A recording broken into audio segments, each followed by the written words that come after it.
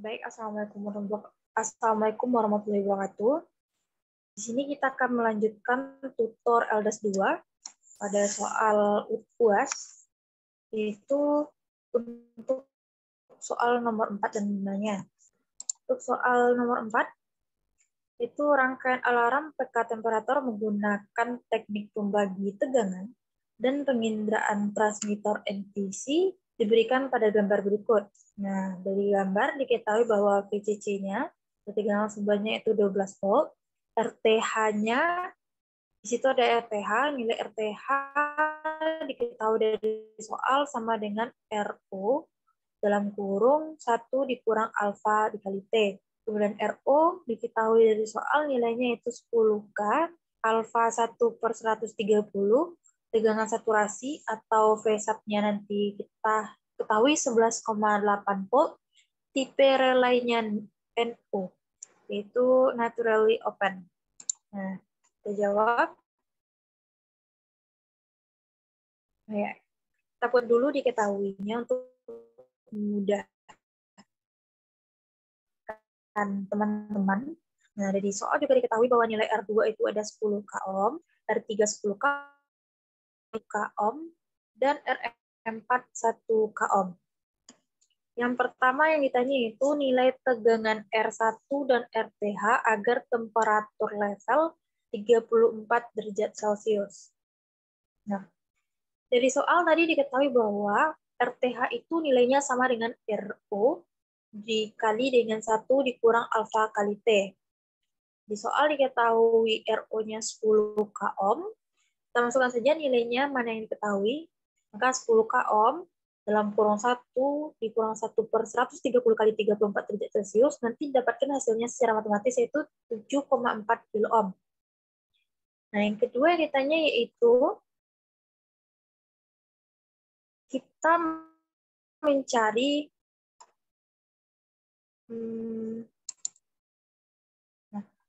setelah didapatkan RTH, kita harus mencari R1. Untuk mencari R1, pertama kita cari dulu tegangan referensi. Tegangan referensi itu didapatkan dengan R3 per R2 ditambah R3 dikali dengan VCC.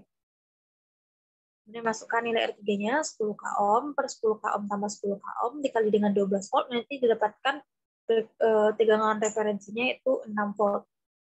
Nah, untuk tegangan input yang masuk, rumusnya nilainya akan sama dengan tegangan referensi, yaitu 6 volt. Baru dari sini kita bisa mendapatkan nilai dari R1. Tegangan input sama dengan R1 per R1 ditambah RTH dikali dengan VCC. Nah, tadi dapatkan kan nilai tegangan inputnya yaitu 6 volt, masukkan nilainya. 6 volt sama dengan R1 per R1 tambah 7,4 k ohm dikali dengan 12 volt. Didapatkan hasilnya 7,4 k ohm. Nah, kita masuk pertanyaan yang kedua yaitu tegangan pada masukan membalik op-amp ampere pada temperatur 33 derajat Celcius dan 35 derajat Celcius. Di sini T-nya yaitu 33 derajat Celcius dan 35 derajat Celcius. Ini itu V input. Nah, yang pertama kita cari dulu. Untuk T sama dengan 33 derajat Celcius. Sama, kita cari dulu RTH-nya. Karena temperaturnya tadi sudah berbeda. Nanti baru dicari tegangan input dari RTH. Maka RTH sama dengan RO dikali dalam kurung 1 dikurang alfa T. Masukkan saja nilainya. Jangan lupa kita menggunakan T-nya 33 derajat Celcius. Nanti dari hasil matematis didapatkan hasilnya itu 7,46 kilo ohm. Kemudian baru masukkan untuk mencari tegangan input. Karena ada paralel, maka menggunakan rumus paralel R1 per R1 tambah RTH dikali dengan VCC. Masukkan nilai R1-nya, masukkan nilai RTH, masukkan nilai VCC, nanti dapatkan hasilnya 5,97 volt. Oke, kita next. Untuk T sama dengan 35 derajat Celcius. Sama nilai rumusnya, cari dulu RTH-nya, tinggal mengubah T saja. Suhunya yang berbeda ya, yang awalnya 33, menjadi 35. Nanti secara matematis teman-teman dapatkan Jawabannya itu 7,3 kilo ohm. Nanti untuk rumus tegangan inputnya juga sama. Nanti didapatkan hasil dari tegangan inputnya itu 6,04 volt. Lanjut, yang C, pertanyaan yang C. Tegangan keluaran pada komparator, tegangan masukan pada saklar transistor pada suhunya 33 derajat Celcius dan 35 derajat Celcius. T-nya ada dua, ada 33 derajat Celcius dan 35 derajat Celcius. Oke, yang ditanya itu VOK dan V input saklar transistor. Saklar transistor. Kita lihat IP relaynya tadi yaitu NO. IP relaynya NO. Nah, di sini di soal dikatakan bahwa tegangan keluaran pada komparator, tegangan masukan pada saklar transistor, suhu minimumnya yaitu 33 derajat Celcius dan suhu maksimumnya yaitu 35 derajat Celcius. Berarti untuk saturasinya plus, nilainya itu 11,8 volt diketahui dari soal. Nilai tegangan saturasi 11,8 volt dan saturasi minimum yaitu 0 volt. Nah, untuk yang suhu awal yaitu suhu minimumnya itu 33 derajat Celcius, maka untuk mencarinya nilai VOK sama dengan V saturasi plus positif sama dengan 11,8 volt. Kemudian untuk V inputnya sama dengan VOK dikali VOK base. Nah, di base, di sini bisa teman-teman lihat ada rangkaian dari resistor R5 dan R4. Maka ini kita cari secara paralel. Itu VOK dikali R5 per R4 tambah R5. Masukkan saja nilainya, nanti dapatkan hasilnya itu 5,9 volt. Lanjut, untuk T 35 derajat Celcius, VOK sama dengan V saturasi minimum atau negatif, sama dengan 0 volt. Kemudian masukkan sama dengan rumus yang tadi, yaitu V input saturasi transistor sama dengan VOK dikali VOK base, itu VOK dikali dengan R5 per R4 tambah R5, dikali nanti didapatkan hasilnya itu 0 volt, karena nilai tegangan saturasi negatifnya 0. Nah, penjelasannya itu kenapa kita pakai tegangan saturasinya plus positif dan tegangan saturasi yang negatif. Itu tegangan saturasi yang positif itu kita mau nilai 33 derajat Celcius itu sebagai minimum. Berarti ketika nilainya 33 derajat Celcius masih ada tegangan yang mengalir. Namun ketika suhunya sudah lewat dari 35 derajat Celcius, tidak ada lagi tegangan yang mengalir, maka tegangan saturasinya negatif atau sama dengan 0. Itu cara kerja dari rangkaian alarm pada temperatur ya. Nah, soal yang terakhir itu keadaan transistor pada relay pada 33 derajat Celcius dan 35 derajat Celcius. Kita jawab. Pada 35 derajat Celcius pada temperatur rendah sedikit di bawah 33 derajat Celcius level suhunya, keluaran dari op ampere akan saturasi positif. Tegangan keluar dari saklar transistor, tegangan keluar dari saklarnya akan tinggi, dan tegangan pada relay akan rendah.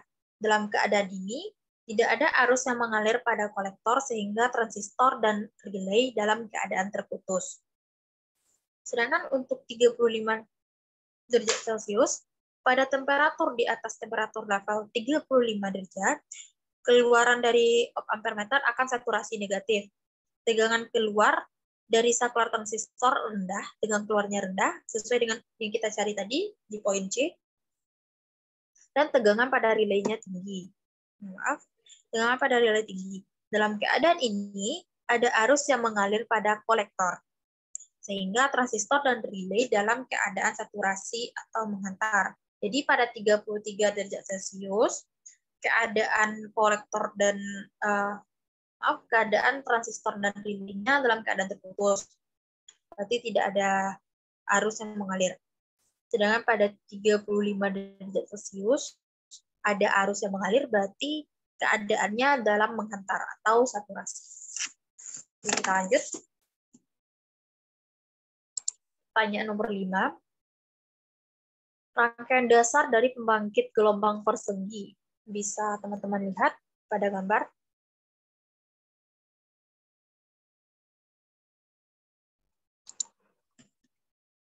Nah, untuk langkah pertama yang dilakukan itu dicari dulu apa yang diketahui dari soal.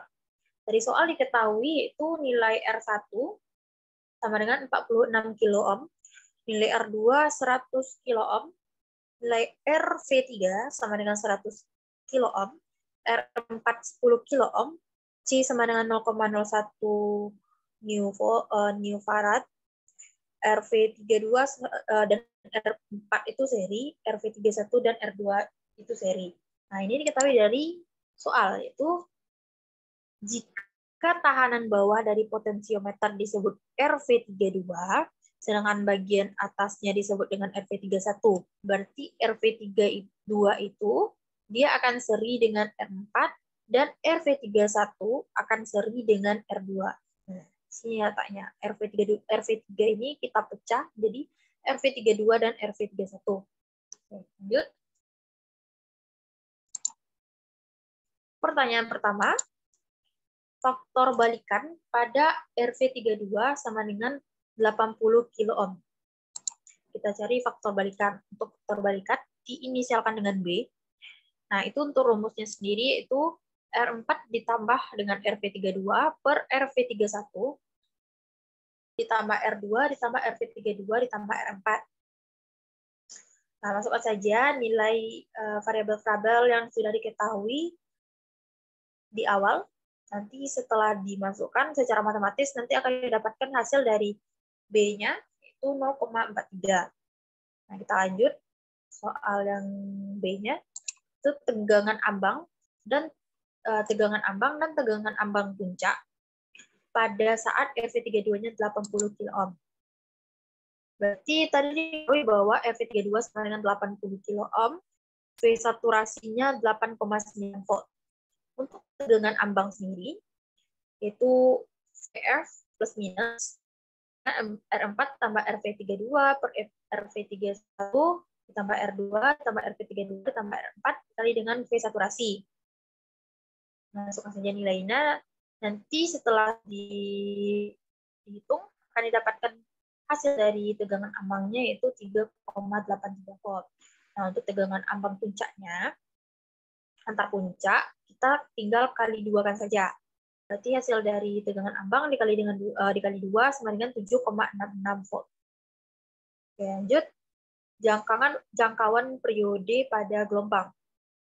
Nah, jangkauan periode, untuk jangkauan periode berarti kita mencari T minimum dan T maksimum. Karena jangkauan ya, berarti ada yang rendah, ada yang tinggi. Nanti baru dikurangkan. Kita cari dulu T minimum. T minimum kita misalkan RV32-nya sebarengan 0.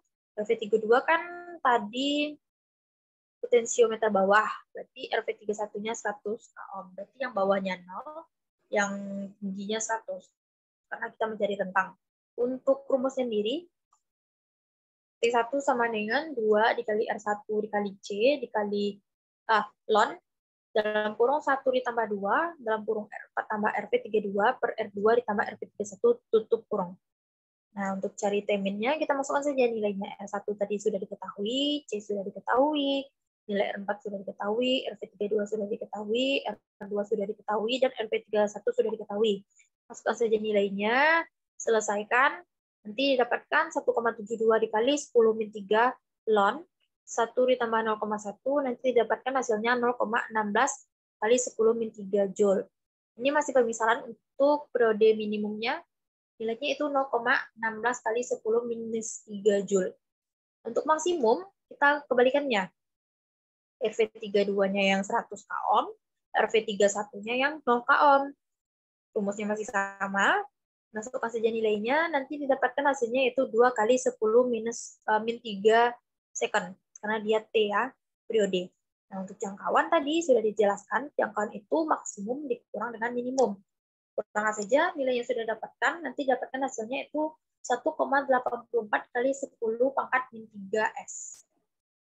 Nah, yang terakhir itu kita cari, bukan yang terakhir, yang D, itu mencari jangkauan frekuensi dari gelombang. Nanti kita kurangkan P maksimum dikurang dengan P minimum. Nah, untuk frekuensi maksimum, berarti yang dipakai itu periode minimum. Nah, kita mau frekuensinya maksimum, kita pakai periode yang minimum. Hubungan frekuensi itu F sama dengan 1/T. Karena kita pakai Vmax sama dengan 1/T minimum. Nilai T minimum tadi sudah dicari, yaitu 0,16 kali 10 min 3 second. Masukkan saja, nanti didapatkan nilainya yaitu 6.250 Hz. Untuk frekuensi minimum yang dipakai yaitu periode yang maksimum. Jadi periode maksimumnya 2 kali 10 pangkat min 3 second. Maka didapatkan hasilnya 500 Hz. Karena kita mencari jangkauan, maka kita kurangkan tegangan maksimum dikurang dengan tegangan minimum. Jadi didapatkan hasilnya itu 5.750 Hz. Oke, terakhir nilai komponen agar frekuensinya 2 Hz. Frekuensinya diketahui tadi, 2 kHz. Frekuensinya diketahui 2 kHz, berarti sama dengan 2000 Hz.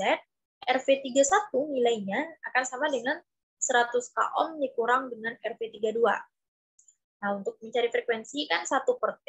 Nilai T tadi kan 2R1 dikali C dikali ln dalam kurung 1 ditambah 2, R4 tambah RV32 per 2 ditambah RV31. Karena kita mencari frekuensi, maka 1/T. Masukkan rumus T tadi kan. Frekuensi tadi diketahui hasil berapa nilainya. Nah, teman-teman tinggal masukkan saja.